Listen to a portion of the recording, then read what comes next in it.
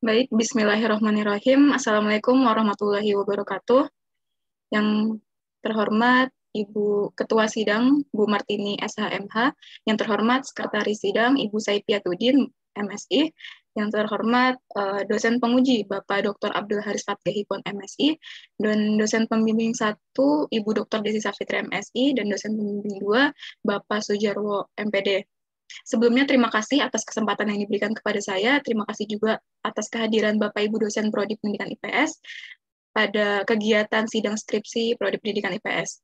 Perkenalkan, saya Asri Febri dari Prodi Pendidikan IPS tahun 2017. Kali ini akan mempresentasikan penelitian skripsi yang berjudul Perbedaan Ketergantungan Penggunaan Media Sosial Generasi Y dan Generasi Z di lokasi RT 03 RW 01 Kelurahan Padurenan, Kecamatan Mustika Jaya, Kota Bekasi. Daftar isi dari skripsi ini terdiri dari 5 bab, yaitu bab pertama pendahuluan, bab kedua yaitu kerangka teoritik, kerangka berpikir, dan pengajuan hipotesis, bab ketiga yaitu metodologi penelitian, bab 4 hasil penelitian dan pembahasan, dan bab kelima yaitu kesimpulan, implikasi, dan saran. Baik, pada latar belakang penelitian ini, yaitu kita melihat bagaimana banyaknya jumlah pengguna internet di Indonesia. Dilihat pada tahun 2019, terdapat 171,17 juta jiwa pengguna internet dari total 246 juta jiwa penduduk Indonesia. Dan masih terus naik atau meningkat sebanyak 73%, yaitu pada tahun 2020, di mana terdapat 196,7 juta jiwa pengguna internet dari total 266,9 juta jiwa penduduk Indonesia. Nah, pengguna ini, internet ini diisi oleh setiap kalangan dari berbagai generasi.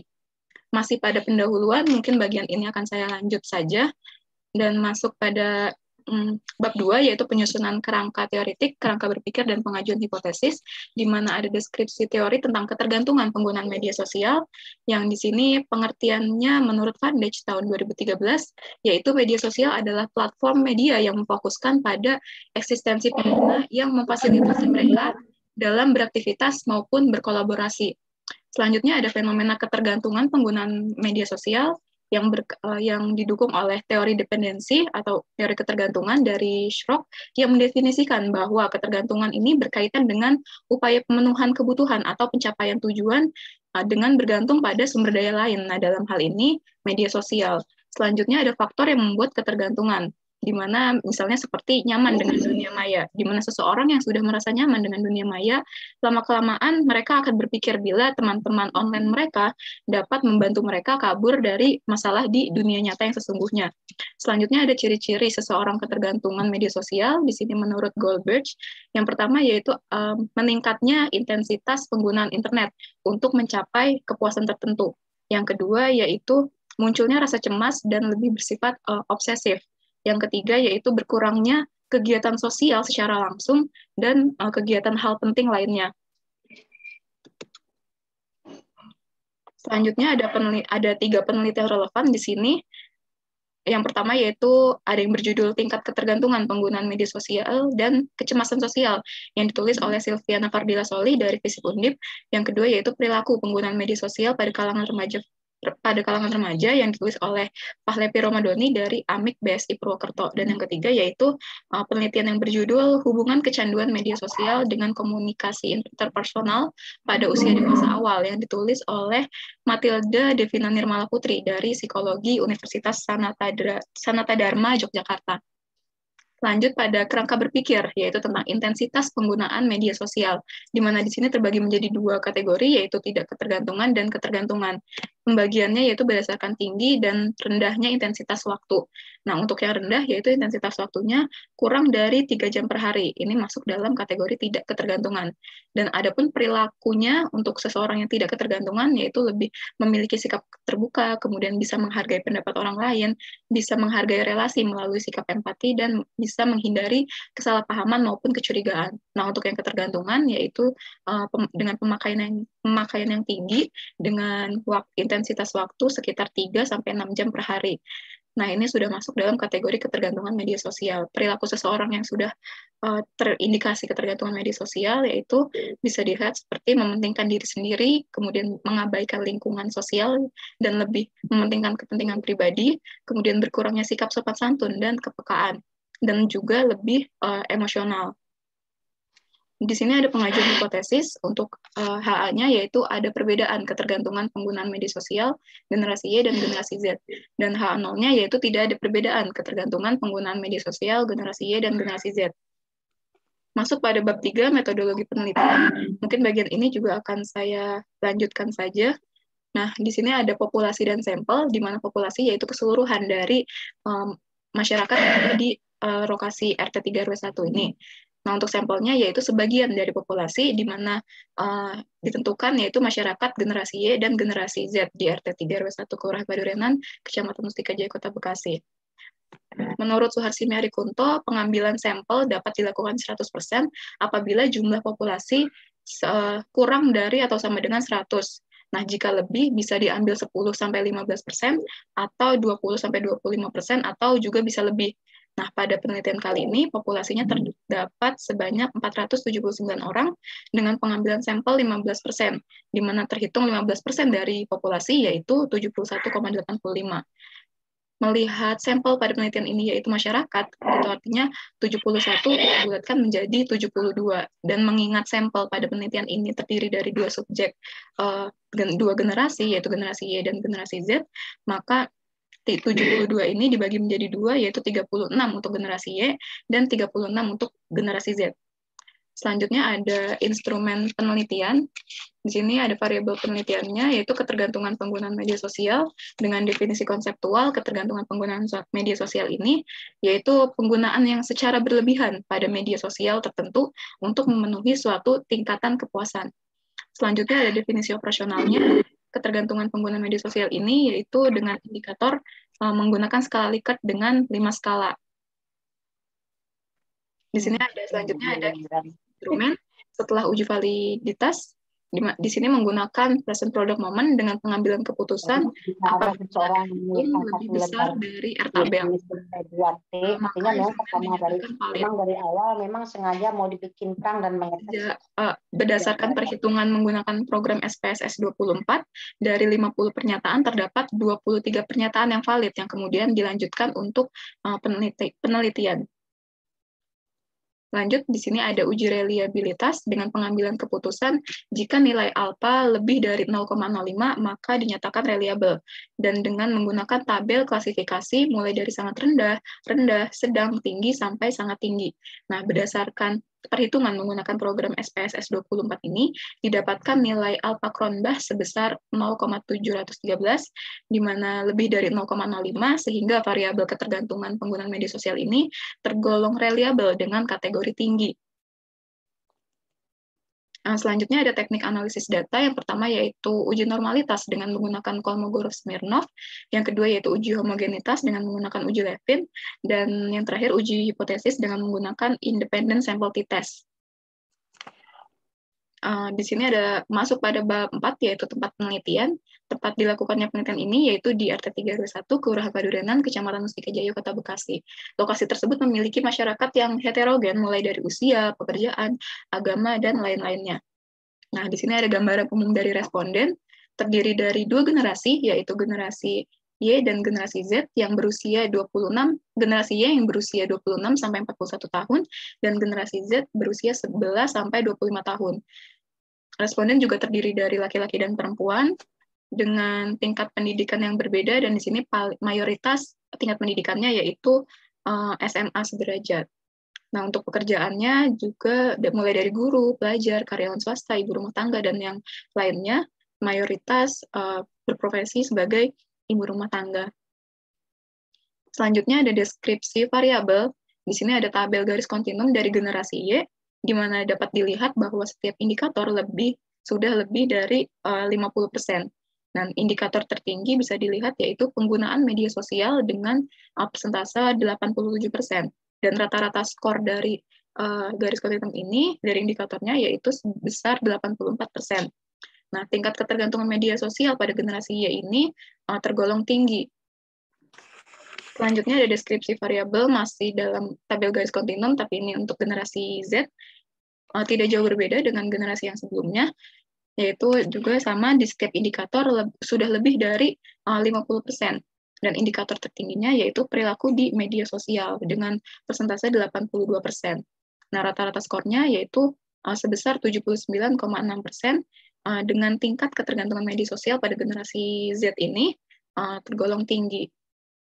Selanjutnya ada pengujian analisis. Yang pertama yaitu menggunakan uji normalitas dengan Kolmogorov-Smirnov dan dengan bantuan program SPSS 24 didapatkan hasilnya bahwa data berdistribusi normal. Selanjutnya ada uji homogenitas yang menggunakan uji Levin, juga dengan menggunakan program SPSS 24 didapatkan nilai SIG yaitu sebesar 0,214 dan dapat dikatakan bahwa data bersifat homogen. Selanjutnya yaitu uji hipotesis dengan menggunakan independent sample t-test, di mana di sini H0 diterima dan alternatifnya ditolak. Artinya tidak terdapat perbedaan yang signifikan mengenai ketergantungan penggunaan media sosial generasi Y dan generasi Z. Masuk dalam pembahasan hasil penelitian, skor keseluruhan dari ketergantungan penggunaan media sosial ini, tadi generasi Y sebesar 84% dan generasi Z sebesar 79,6%. Nah, ada perbedaan sebesar 4,4% di antara keduanya, di mana generasi Y lebih tinggi tingkat ketergantungannya terhadap media sosial. Nah, kedua generasi ini juga dapat dikatakan sama-sama memiliki ketergantungan yang tinggi terhadap media sosial. Nah, generasi Z yang sebelumnya dianggap paling ketergantungan, ternyata justru tidak demikian di lokasi penelitian ini. Berikut ada tabel perbandingan kategorisasi tingkat ketergantungan generasi Y dan generasi Z. Dapat dilihat bahwa yang sangat tinggi frekuensi untuk generasi Y yaitu 16 orang, dan generasi Z ada 14 orang. Dan di sini ada tingkatan dari sangat tinggi, tinggi, sedang, rendah, hingga sangat rendah. Dan bisa dilihat juga yang sangat rendah itu justru ada di generasi Z. Tuh. Nah, perbedaan tingkat ketergantungan terhadap media sosial kedua generasi tersebut memang tidak terlalu signifikan gitu. Nah, tetapi untuk generasi Z ini cenderung menggunakan smartphone untuk kebutuhan seperti entertainment atau hiburan dan video games. Nah, sedangkan generasi Y menggunakan smartphone ini untuk lebih kebutuhan komunikasi dan ekonomi. Gitu. Nah, ditambah juga dengan adanya pandemi COVID-19, ini mempercepat adanya digitalisasi melalui gadget dan smartphone, di mana setiap aktivitas sebelumnya bisa berubah ke aktivitas digital seluruhnya gitu. Nah, selanjutnya ada perbedaan pilihan jenis konten media sosial. Meskipun secara signifikan tidak terlihat tidak ada perbedaan, tetapi secara pilihan jenis konten media sosial antara generasi Y dan generasi Z ini ada sedikit perbedaan, yaitu di mana generasi Y ini untuk komunikasi lebih menggunakan WhatsApp dan Facebook, sedangkan untuk generasi Z menggunakan WhatsApp dan Instagram. Nah, selain untuk bidang komunikasi, generasi Y ini juga aktif berinternet, khususnya di bagian e-commerce gitu, selain di bagian komunikasi seperti Shopee, Lazada, dan lain-lainnya. Nah, sedangkan generasi Z tadi selain untuk komunikasi, mereka juga menggunakan smartphone untuk kegiatan misalnya video games atau hiburan yang lainnya. Nah, pada dasarnya generasi merupakan sekelompok orang yang lahir pada kurun waktu yang sama. Suatu generasi dapat menggambarkan keadaan situasi di mana setiap individu mempunyai pengalaman hidup yang dilalui, juga dapat menggambarkan siapa diri kita dan bagaimana kita melihat dunia dari sudut pandang pribadi. Setiap generasi juga memiliki karakter tersendiri, serta budaya dan minat yang berbeda. Adapun keterbatasan dari penelitian ini, di mana yang pertama, sampel pada penelitian ini lebih banyak perempuan. Kemudian yang kedua, peneliti tidak melakukan observasi secara langsung gitu terkait spesifikasi media sosial yang digunakan. Yang ketiga yaitu pandemi COVID-19 yang menyebabkan segala aktivitas beralih dari dunia fisik ke dunia digital, sehingga menyebabkan setiap masyarakat memiliki ketergantungan yang relatif sama terhadap smartphone-nya. Kesimpulannya pada penelitian ini yaitu generasi ini memiliki variasi dalam pemilihan penggunaan media sosial pada generasi Y yang menggunakan media sosial jenis jejaring sosial seperti WhatsApp dan Facebook dalam kehidupan sehari-hari, sedangkan generasi Z terlihat lebih memilih media sosial jenis jejaring sosial seperti WhatsApp dan Instagram. Untuk aktivitas lainnya, selain bermedia sosial, generasi Z ini tidak jauh berbeda dengan generasi Y, di mana tadi ada berbelanja online dan bermain video game. Strawberry vanilla deh.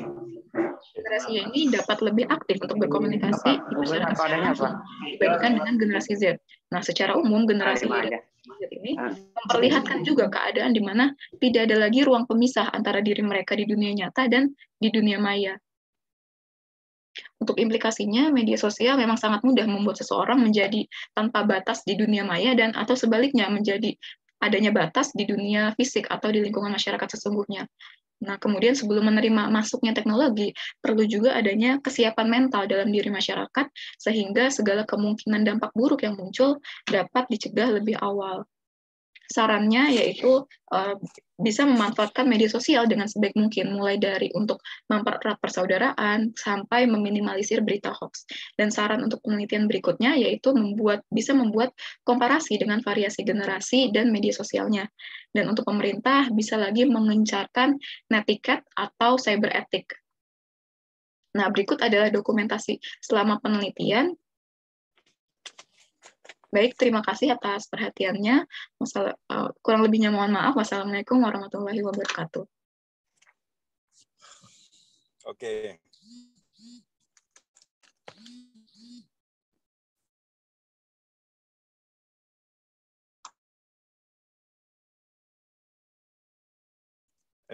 Moderator di mana nih moderator?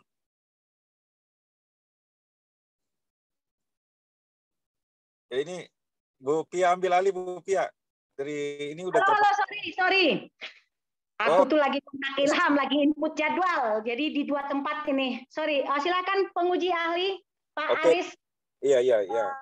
Untuk memberikan koreksi dan Bapak ininya. Silakan. Penguji ada di sirkuit ya. Penyetir nih. Oke, pertanyaan saya. Tadi Anda menyebut dokumentasi. Apa tuh maksudnya dokumentasi? Di akhir presentasi Anda. Iya, baik Pak Aris. Dokumentasi penelitian itu yaitu sebagai bukti bahwa kita telah melakukan penelitian secara sungguhan di lokasi tersebut dengan dibuktikan dengan adanya dokumentasi berupa beberapa foto di lokasi penelitian ketika saya sedang melakukan penelitian. Dan posisi yang tadi yaitu foto ketika saya menyembar ya, instrumen atau angket penelitian itu. Oke. Dokumentasi bagaimana Pak? Kalau dokumentasi itu berarti maksud Anda dokumen. Iya, untuk dokumen pendukung di penelitian ini, deskripsinya Pak. Sekedar masukan ya. Iya Pak. Ya, sekedar masukan buat Anda. Beda ya antara dokumentasi dan data. Jadi apa yang Anda peroleh dalam penelitian itu termasuk dokumen. Itu dia masuk di data. Dokumen itu apa yang Anda peroleh, apa yang Anda dapatkan, tetapi itu tidak terkait dengan waktu penelitian Anda. Misalnya, Anda mendapatkan kan suatu arsip, ya, yang waktunya bukan pada saat waktu penelitian Anda dan tidak merupakan kalau mau Anda, maka itu bukan masuk dalam dokumen. Tetapi data itu aktivitas selama Anda melakukan penelitian itu. Ya, bisa coba Anda nanti baca, saya ngasih ada buku penelitian itu. Buku metodologi. Selama aktivitas yang Anda penelitian, maka apa yang Anda dapatkan itu disebut dengan data, bukan dokumen ya. Taruh di mana? Dan itu tidak terkait dengan apa yang Anda penelitian. Di atas rumah. Oh ya, baik Pak. Tapi itu aktivitas kemarin kita Pak. Yang nggak ada lah di sini. Ada tuh buku metode penelitian. Oke, yang berikut ada kan generasi X, ada baby boomers. Iya Pak. Ada juga generasi Y, ada Z, ada alpha.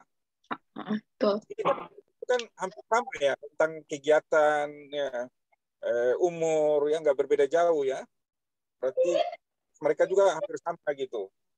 Kenapa kita membandingkan antara baby boomers, X, baby boomers dan alpha dan generasi X, ya, atau boomers dan generasi Z dan Y, rentangnya berbeda gitu. Misalnya saya berbeda melakukan orang tua saya ya, misalnya baby boomers, dan saya misalnya generasi X, itu kan rentang usianya berbeda gitu. Atau orang tua Anda dengan Anda gitu. Itu kan berbeda penggunaan aktivitas media sosialnya. Kenapa Anda membandingkan itu? Oke, baik Pak. Saya akan mencoba menjawab. Kenapa saya memilih generasi Y dan generasi Z?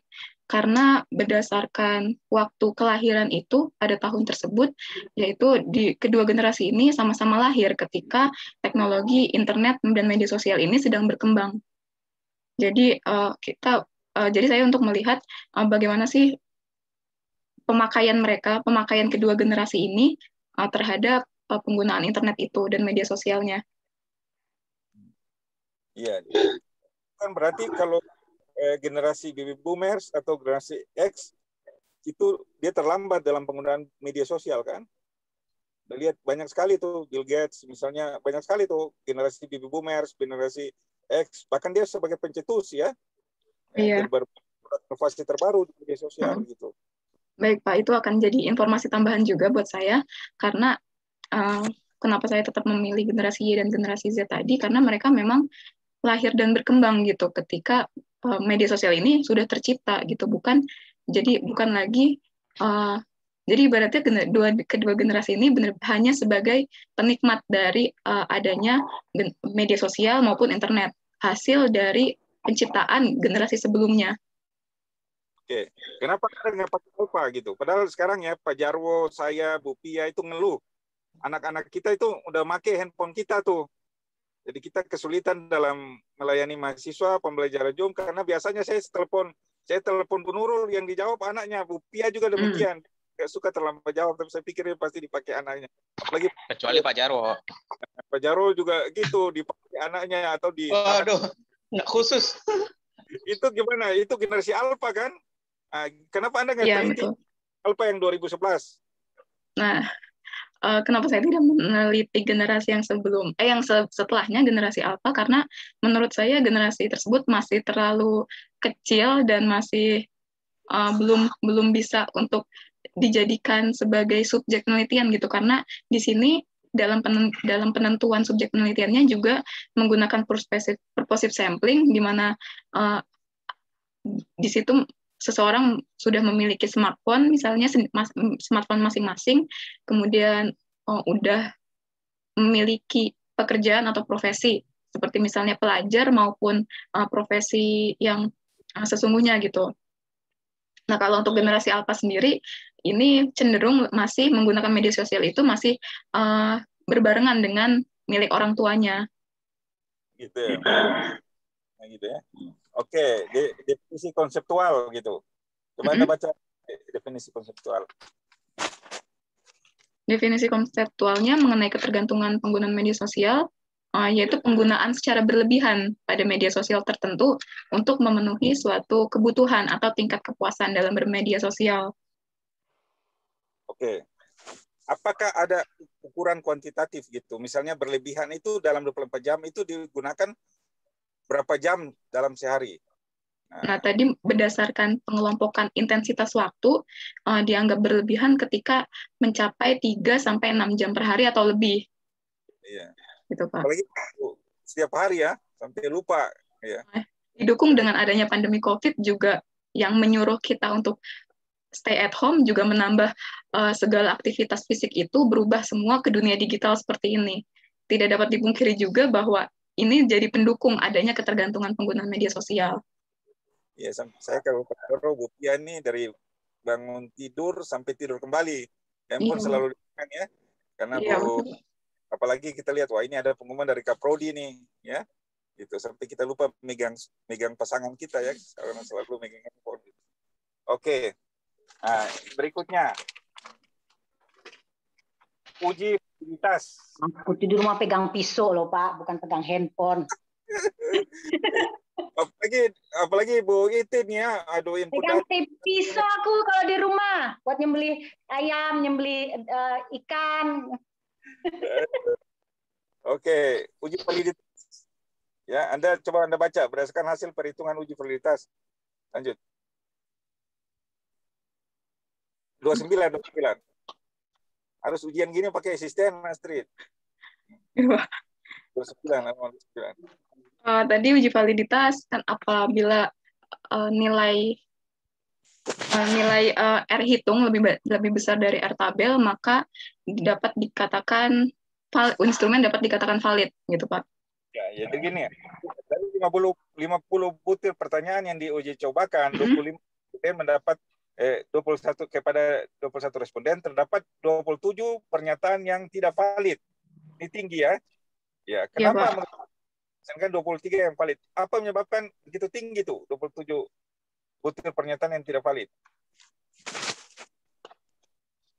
Dan pertanyaan contohnya apa gitu?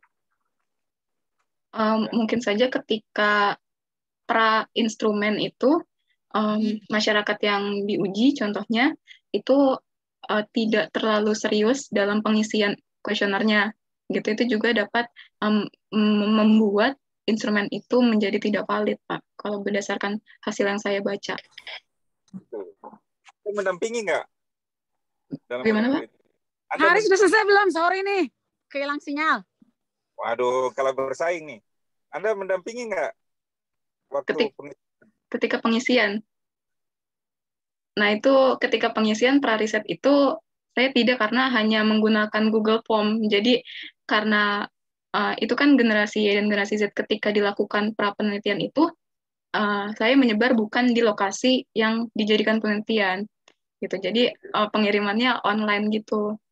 Kita kalau ngisi Google Form aja malas itu kalau nggak ditegur oleh Kaprodi gitu ya. Segera isi, ini data nih untuk IKU, baru kita ngisi gitu kan. Oke, pertanyaan saya berikutnya ini terakhir ya. Baik, Pak. Perbedaan ketergantungan antara generasi Y dan Z tinggi mana nih dalam penggunaan sosial media? Kalau secara perhitungan yang tadi, itu justru yang lebih tinggi ini generasi Y gitu. Padahal biasanya kita melihat bahwa anak-anak nih lebih edik atau lebih ketergantungan gitu terhadap media sosial. Tapi nyatanya di lokasi ini justru yang tinggi persentasenya justru dari generasi Y gitu. Kenapa? Ya, ketika data yang saya temukan di lapangan, kenapa mereka lebih ketergantungan, karena cenderung mereka yang tadi misalnya kayak harus selalu di rumah, jadi sehingga aktivitas komunikasi maupun ekonomi ini memerlukan yang namanya smartphone maupun gadget mereka itu. Oke. Kalau lihat si Z ini usia 80 sampai 90, si Y ini 80 sampai 95 ini masih usia belajar Kak? Generasi Y sudah bukan, tapi sudah masuk ke usia produktif, karena kelompoknya kalau di tahun ini sekitar di usia 26 sampai usia 41 tahun. Nah, itu artinya bisa saja mereka menggunakan smartphone ini untuk apa? Kebutuhan ekonomi, ya. Iya, Pak.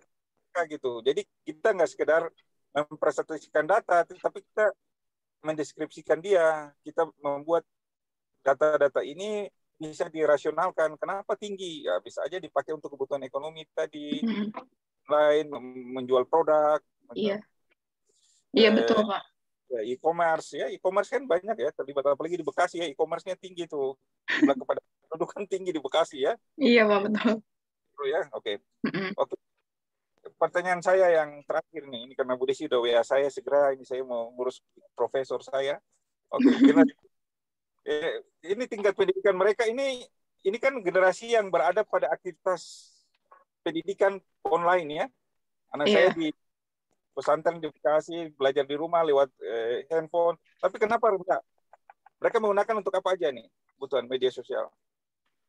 Kalau yang saya lihat, selain untuk pendidikan tadi, ya itu tadi karena untuk kegiatan ekonomi seperti menjual atau membeli barang atau produk, dan untuk kegiatan misalnya pekerjaan kantor lainnya gitu yang mengharuskan mereka masih tetap harus tinggal di rumah, tetapi masih berkewajiban untuk menyelesaikan tugas maupun kerjaan mereka di tempat kerjanya atau di kantor gitu Pak.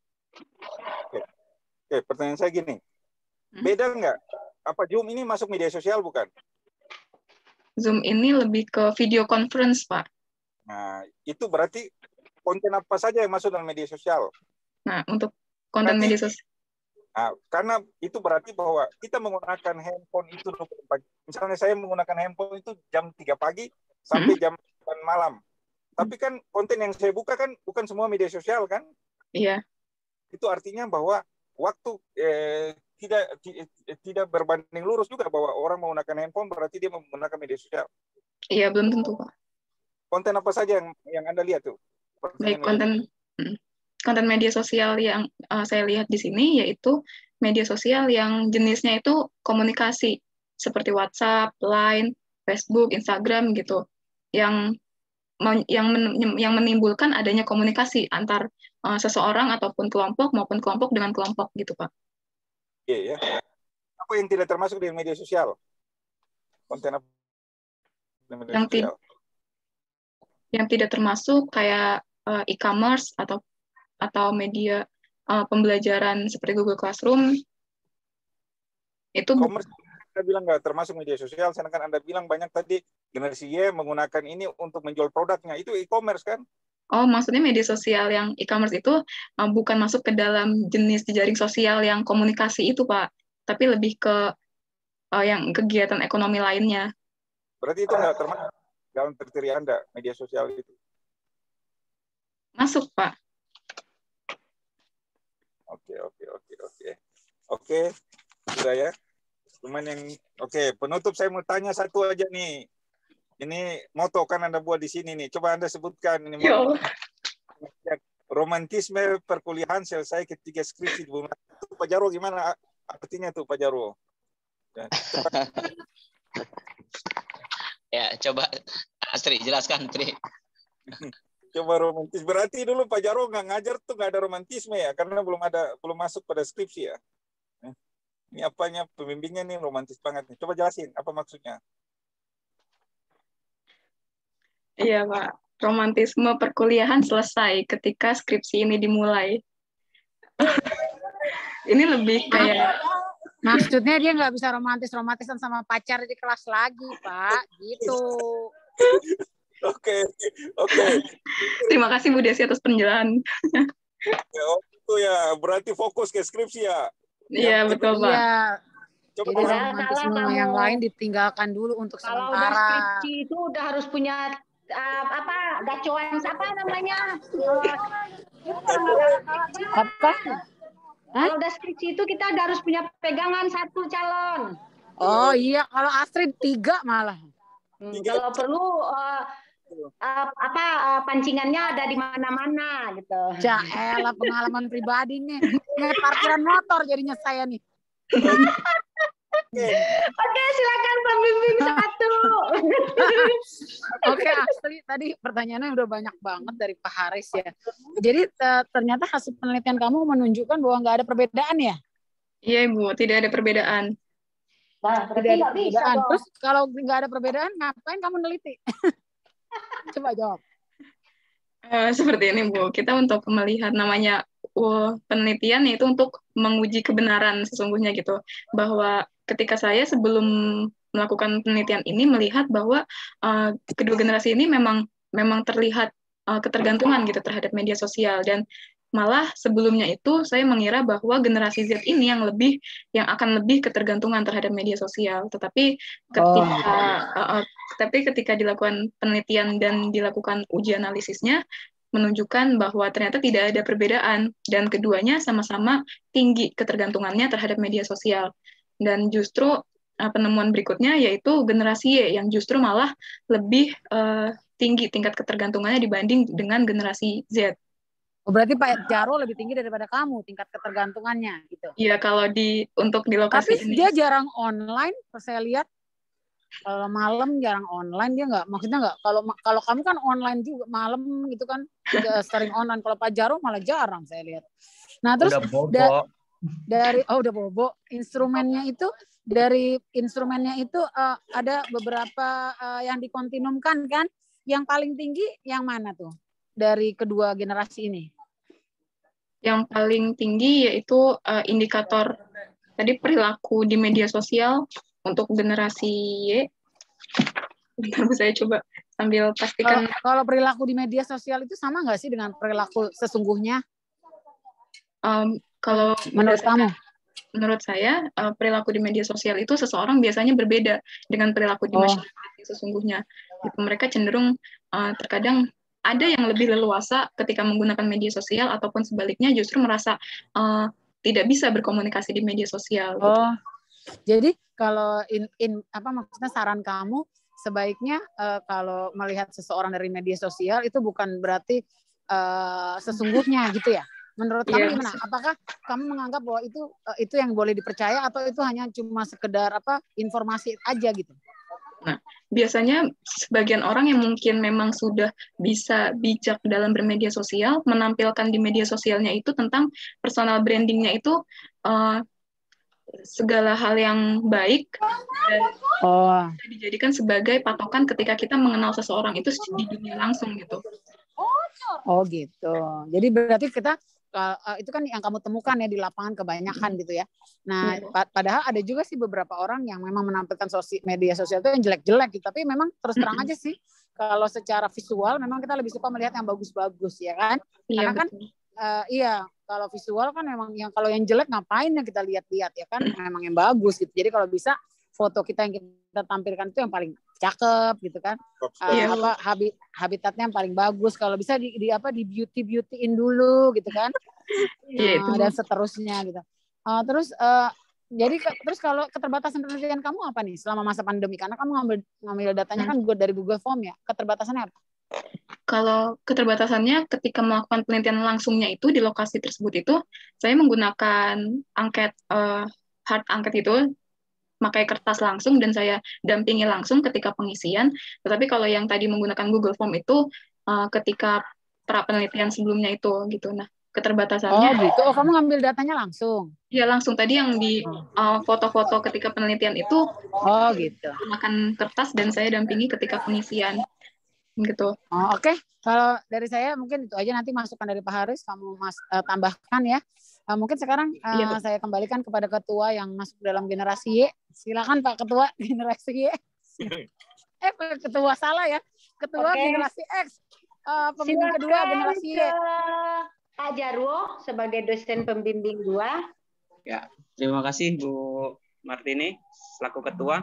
Mohon maaf saya off cam ya, karena saya harus pergi tadi keluar rumah untuk cari mana listrik yang hidup gitu. Pindah ke Jonggol aja. Iya, tiba-tiba listrik padam. Aduh, kalau listrik padam saya sinyal juga hilang ya di handphone juga. Kalau iya biasanya begitu, Pak. Iya, makanya ternyata berkaitan gitu ya. Oke, baik, terima kasih Astri ya. Anda yang melihat perbedaan ya, ketergantungan antara penggunaan media sosial Y dengan Z. Pembabakan atau pembagian suatu generasi itu apa Astri? Menurut pembabakan generasi ini, menurut William Strauss dan Neil Howe ini berdasarkan kelompok tahun kelahiran dari masing-masing individu itu. Di mana yang seseorang yang lahir tadi di tahun 1980 sampai 1995 masuk dalam generasi Y, dan yang kelahiran 96 sampai 2010 masuk pada generasi Z. Gitu, oh, Pak. Jadi berdasarkan tahun kelahiran ya, bukan karena ini, bukan? Iya, Pak. Oke, berdasarkan artinya, dan itu disepakati ya secara internasional? Iya, kalau untuk pembabakan generasi itu disepakati secara internasional. Oke, baik. Tadi ya, terkait dengan penelitian Anda, tadi kan dikatakan bahwa ternyata tidak ada perbedaan yang signifikan ya antara generasi Y dan Z dalam hal penggunaan media sosial. Padahal antara generasi Y dengan Z itu punya karakteristik yang berbeda atau sama, Astrid? Apa karakteristik yang mencolok di antara keduanya? Karakteristik yang mencolok di antara keduanya yaitu salah satunya kedua generasi ini menginginkan atau suka akan sesuatu yang instan atau cepat gitu, Pak. Terlebih dalam hal komunikasi. Oh, jadi Y dan Z itu yang mencolok itu sebenarnya sama-sama suka yang instan ya? Iya, Pak. Dan suka akan penyajian yang lebih snackable atau lebih ringan gitu untuk dicerna. Oke. Kemudian yang membedakan apa? Yang membedakan antara Y dengan Z itu apa? Yang paling berbeda, yang mencolok apa? Yang membedakan itu untuk saat ini generasi Y dan generasi Z, generasi Y ini masih bisa menggunakan social skills-nya gitu. Nah, sedangkan generasi Z ini lebih karena mereka sudah difasilitasi dengan media sosial, gadget, smartphone itu, mereka lebih cenderung menggunakan social tools gitu atau alat sosial yang tadi itu. Oh gitu ya. Oke ya. Jadi memang perkembangan teknologi ya, teknologi informasi itu memang mempengaruhi suatu generasi ya. Generasi Y dengan Z. Sebenarnya generasi Y dengan Z ini memang tidak jauh berbeda, sehingga generasi Y ini lebih cepat artinya bisa juga beradaptasi ya dengan generasi Z atau sebaliknya gitu ya. Nah, berbeda dengan generasi-generasi sebelumnya yang terjadi lompatan teknologi yang begitu drastis ya. Kalau ini kan nggak terlalu jauh. Iya, betul, Pak. Nah, apalagi kalau nanti kita bayangkan misalnya perkembangan teknologi, misalnya AI, teknologi artificial intelligence sudah dikembangkan begitu luas, masif gitu ya. Nah, itu kita bisa bayangkan bagaimana generasi selanjutnya apa mungkin namanya ya. Mungkin anak kita nanti akan diasuh oleh udah diasuh oleh robot dan seterusnya jadinya ya. Iya, Pak. Itu bisa jadi kemungkinan di masa depan. Nah, iya. Oke, kalau kita melihat dari sini, nah apa kira-kira implikasinya kalau di dalam pendidikan atau mungkin dalam khususnya pembelajaran, kira-kira apa ya? Dalam kegiatan pendidikan atau pembelajaran itu, dengan menggunakan media sosial ini sebetulnya kita lebih difasilitasi untuk lebih mudah gitu untuk menjangkau, misalnya untuk guru-guru menjangkau murid-muridnya dari rumah. Tetapi ada beberapa hal yang mungkin tidak bisa disampaikan atau tidak bisa kita jangkau dengan menggunakan smartphone ini gitu. Misalnya kayak sikap, kemudian keterampilan komunikasi atau hal yang lainnya yang mengharuskan adanya bimbingan secara langsung dari guru ke murid gitu. Karena kalau hanya dengan menggunakan media seperti media sosial ataupun smartphone itu, mungkin pengetahuan bisa tersampaikan, tetapi emosional maupun didikan secara langsung dari guru itu belum tentu sampai, Pak. Iya, oke ya. Jadi dengan kita melihat karakteristik generasi ya, itu juga akan kita juga harus bisa menyesuaikan gitu ya dalam pembelajaran ya. Kita juga harus adaptabel gitu antara tiap-tiap generasi, itu akan berbeda ya. Bahkan kita juga itu kan harus menyiapkan untuk generasi yang bukan generasi kita, artinya yang ke depan ya, yang akan jauh berbeda lagi dengan kita gitu ya. Nah, seperti contoh kayak media sosial. Media sosial ini kan untuk generasi ya, pada waktu awal-awal itu ya, media itu adalah new media ya, media baru ya, karena digital ya kan. Tapi lama-lama bagi generasi Z, media sosial yang berbasis digital, internet, suatu hal yang biasa saja, bukan hal yang baru kan? Iya, betul. Ya, itu ya. Itu makanya itu juga berdampak juga dalam pembelajaran, bagaimana treatment, perlakuan, termasuk dalam kehidupan berkeluarga sendiri, seperti yang disampaikan oleh Pak Haris tadi ya. Untuk bagaimana anak-anak sekarang misalnya lebih familiar dengan gadget dan seterusnya. Gitu ya. Iya, betul, Pak. Baik, terima kasih, itu menarik dengan kita melihat seperti ini ya. Benar, kita untuk membuktikan apa yang menjadi perbedaan sesungguhnya antara Y dan Z. Ini hanya tipis-tipis saja ternyata ya. Ya, Pak. Oke, terima kasih. Terima kasih Pak Jarwo atas masukannya.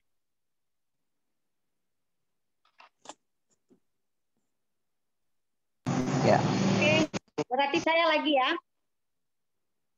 Saya nggak on kamera. Baik. Dia nggak caster. Kalau ternyata tidak ada perbedaan dari hasil penelitian kamu, memang nggak apa-apa muncul dari judul itu perbedaan. Berarti coba tanya ke dosen pembimbingnya, gimana Tante Desi? Karena ternyata tidak ada perbedaan, judulnya perbedaan. Ya kan? Halo? Iya, Bu. Nah, itu coba nanti yang jadi tanda tanya saya, judulnya perbedaan ketergantungan, tapi ternyata nggak ada perbedaan, lah, jadi judul gitu. Ya, itu catatan saya. Oke, Bu. Mungkin saja nanti redaksi judulnya coba didiskusikan kembali. Kalau nggak ada perbedaan, kok judulnya tentang perbedaan kan gitu. Oh iya. Ya kan? Iya, Tadi kan betul. katanya hasilnya tidak ada perbedaan, padahal kamu menelitinya tentang perbedaan gitu. Nah, apakah boleh muncul di judul kalau untuk kuantitatif seperti itu? Ya silakan. Saya memang nggak terlalu ini dengan kuantitatif ya. Kemudian yang menjadi catatan saya lagi itu tentang di kerangka konseptual ya, deskripsi kerangka teoritis. Saya melihat itu di halaman 10, kamu bicara tentang kan hakikat variabelnya itu ketergantungan media sosial. Yang pertama kamu bikin pengertian media. Kalau saya bilang kamu satu lagi di ketergantungan penggunaan media sosial ini, kamu juga bikin kerangka konsep tentang ketergantungan. Karena saya lihat nggak ada yang secara spesifik satu sub sendiri tentang ketergantungan. Karena kalau kita kaitkan dengan ilmu sosial, kamu bisa mengangkat konsep ketergantungan ini dengan pendekatan ilmu sosial. Teori-teori dan konsep. Karena kan kalau bicara konsep itu kan tidak hanya sekedar pengertian. Ya kan? Nah, jadi ada kan di sini cuman kamu bilang nomor 2 di halaman 10 hanya fenomena ketergantungan penggunaan media sosial. Kalau menurut saya tambah masukan saya satu lagi, kamu harus ada munculkan konsep ketergantungan karena kan ini yang bisa kita lihat dari konsep ilmu sosialnya itu. Oh iya.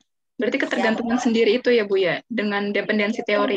Ada ketergantungan sehingga berarti ini yang menjadi kategori dia ada ketergantungan dia adalah ketergantungan terhadap media sosial. Karena kan banyak orang punya ketergantungan rokok, ketergantungan narkoba, ketergantungan terhadap drug, gitu kan. Maka konsep ketergantungan perlu kamu munculkan karena kamu mau mengangkat ketergantungan terhadap media sosial. Karena kan ada banyak orang tergantung macam-macam kan. Kalau yang perokok berarti dia ketergantungan rokok. Kalau dia pecandu narkoba ya ketergantungan narkoba. Kalau dia peminum alkohol ketergantungan alkohol. Nah, maka saya minta coba ditambah lagi satu konsep tentang fenomena ketergantungan. Terus saya lihat lagi ada yang kurang dari kerangka konseptualmu. Kamu kan membahas mengenai ada generasi Z, ada generasi Y, tapi nggak ada tuh di kerangka konseptual tentang generasi Z dan generasi Y yang saya lihat. Tiba-tiba habis halaman 15, ciri-ciri seseorang ketergantungan media sosial, terus sudah langsung muncul penelitian relevan. Siapa generasi Y, siapa generasi Z kan harus kamu munculkan semoga sehingga orang jadi lebih paham. Tidak hanya sekedar kamu munculkan sedikit di latar belakang. Iya, Bu. Ya kan? Logikanya kan harus muncul itu. Kalau perlu, kamu munculkan termasuk generasi saya sebagai pembanding di dalam ketika kamu bicara tentang generasi Y, generasi Z. Sekedar info apa pengetahuan aja buat yang lain. Kayak saya jadi bingung, saya sebenarnya masuk generasi apa ya saya ketika ada istilah generasi Z dan generasi Y. Pernah baca, tapi saya lupa ada istilahnya. Tapi saya lupa istilahnya apa itu kalau generasi saya ini. Dan generasi saya itu kalau saya baca itu termasuk generasi yang paling beruntung di zaman ini. Ya, dengar ya Bu Desi, Pak Haris, kita tuh termasuk generasi yang beruntung. Kenapa? Kita masih merasakan jadulnya masa kecil kita yang masih bisa turun ke sawah. Oh, yang orang di kampung ya, kalau Bu Desi mungkin enggak. Jadi artinya kita masih sempat dengan cara-cara yang kondisi yang masih sangat tradisional gitu. Saya dan Pak Jaro saya rasa mungkin merasakan itu karena saya tahu Pak Jaro juga dari Lampung, tapi nggak tahu kalau Pak Jaro Lampungnya di kota. Kalau saya kan orang desa. Iya. Gitu ya. Saya juga merasakan kok. Nah, jadi kita merasakan pakai telepon yang ingat nggak ada telepon dulu yang pakai kaleng, terus kita iya saya masih ikut itu. Gitu. Nah, iya, jadi telepon kita kaleng kan, ya. Menggunakan telepon yang sangat klasik mainan kita sampai sekarang kita juga bisa menikmati telepon genggam yang bisa kita bawa kemana-mana. Dari kita zaman sederhana sampai kita juga ikut menikmati dan ikut juga bisa memakai dan memanfaatkan aplikasi-aplikasi zaman modern yang sudah digunakan oleh generasi Y dan generasi Z. Makanya dibilang orang yang paling beruntung, generasi yang paling merasakan yang beruntung hidup di dua zaman itu generasi saya generasi Bu Desi gitu.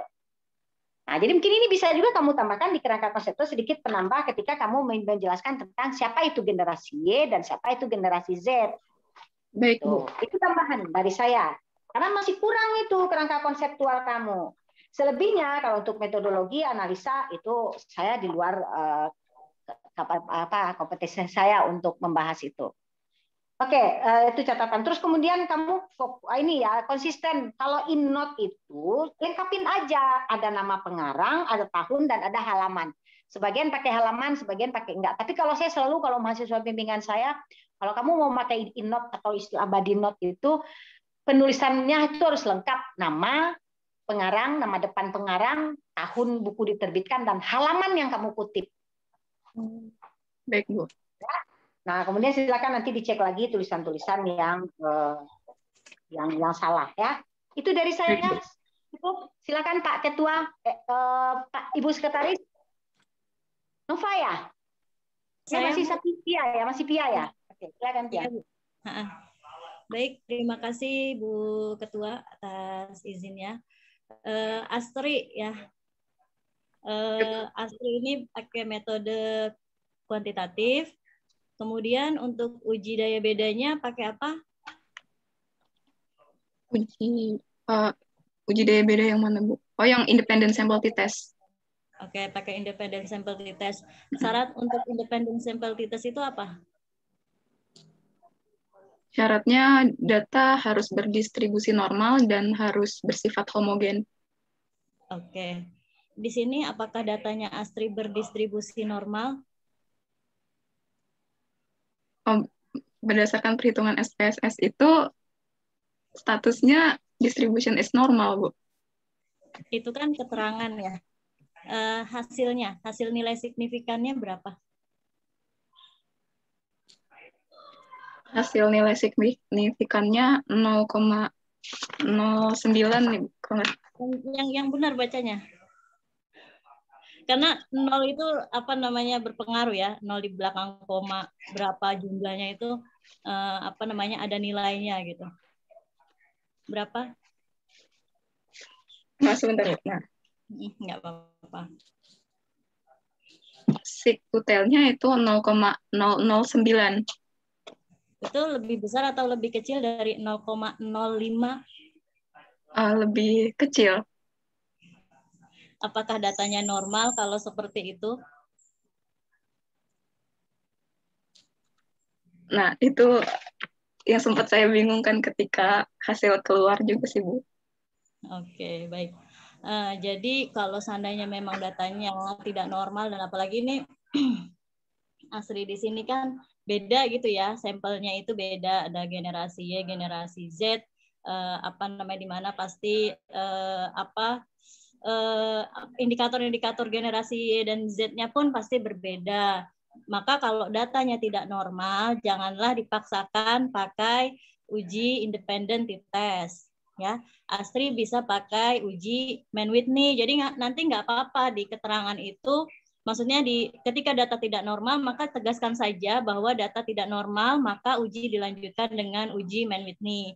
Nah, di sini saya khawatir nanti ketika uji Mann-Whitney bisa saja data Astri ini ada perbedaan, ya, ada perbedaan antara apa namanya generasi Y dengan generasi Z dalam penggunaan media sosial. Jadi di sini sih saya belum bisa pegang kesimpulannya Astri gitu ya, karena menurut saya perhitungannya perlu diklarifikasi gitu ya.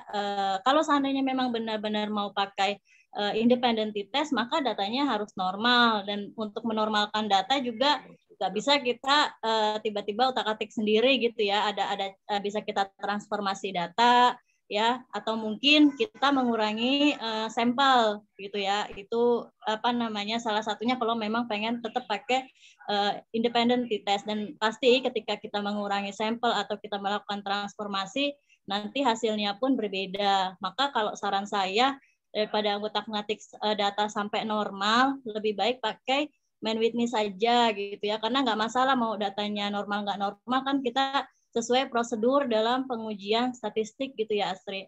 Jadi kalau di sini sih mohon izin ya Bu Desi dan Pak Jarwo. Jadi apa namanya, kalau menurut saya ini perlu diperbaiki gitu perhitungannya, sehingga nanti benar yang keluar keputusannya adalah apakah benar ada perbedaan atau tidak ada perbedaan. Jika nanti memang dengan uji Mann-Whitney tidak ada perbedaan, ya maka kesimpulannya tetap sama, cuma nanti pasti angka dan hasil pengujiannya beda gitu ya, Astri ya. Iya Bu. Oke. Kalau sorry Bu Pia, kalau pakai Mann-Whitney dia kan kalau data tidak berdistribusi normal, tapi datanya harus homogen, atau kalau nggak homogen juga nggak apa-apa. Tetap Bu, tetap harus homogen.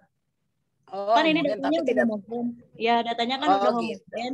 Hanya datanya nggak normal gitu Bu. Karena uji gitu. itu pasti harus pakai homogen juga. Karena bisa aja kesimpulannya jadi terdapat perbedaan ya.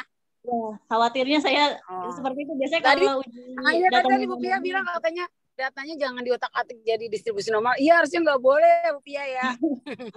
Iya, maksudnya kalau ditransformasi sebenarnya nggak apa-apa Bu. Maksudnya kalau kita pakai transformasi data, maksudnya kita adakan, maksudnya di SPSS itu pakai pengolahan data dengan transformasi. Jadi datanya itu bisa normal, tadinya nggak normal terus jadi normal, itu bisa, tapi melelahkan gitu ya, apalagi ini nanti yang cepat gitu. Jadi khawatirnya pengalaman pribadi ya Pia, Bu Pia.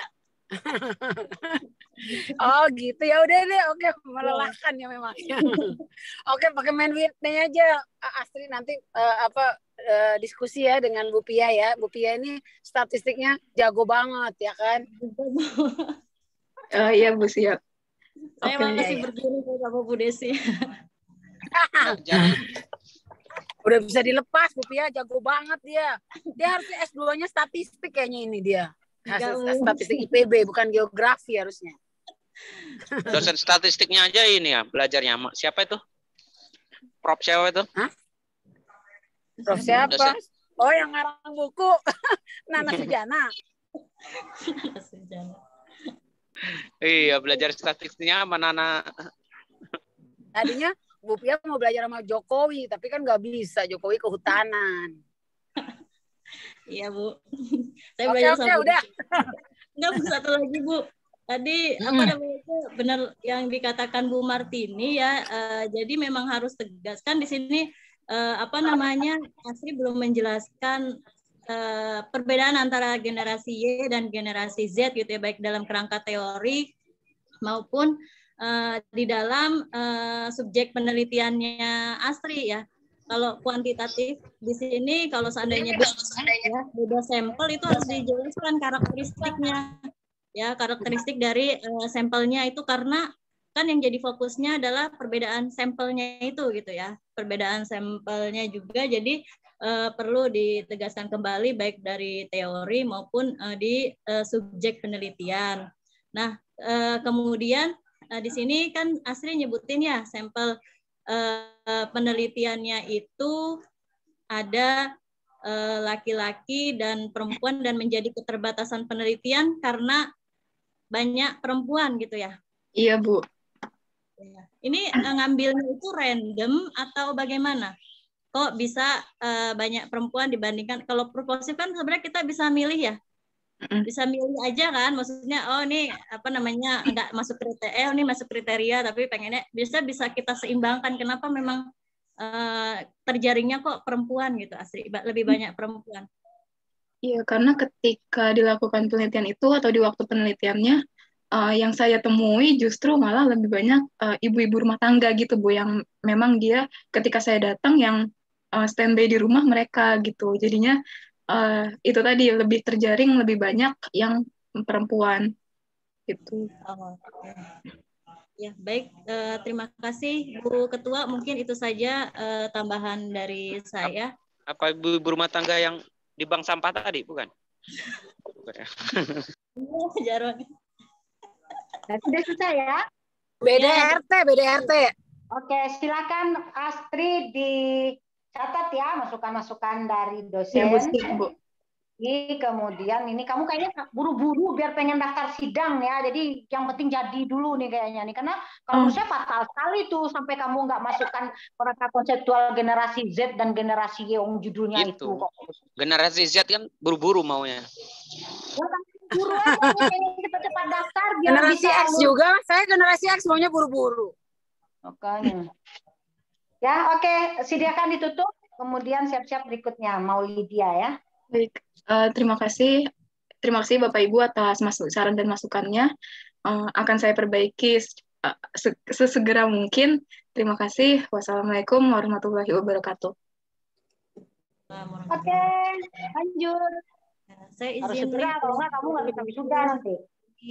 Pak Haris. Oh, ya, Yang berikut Sarah suruh masuk. Ya, sampai ketemu lagi Pia.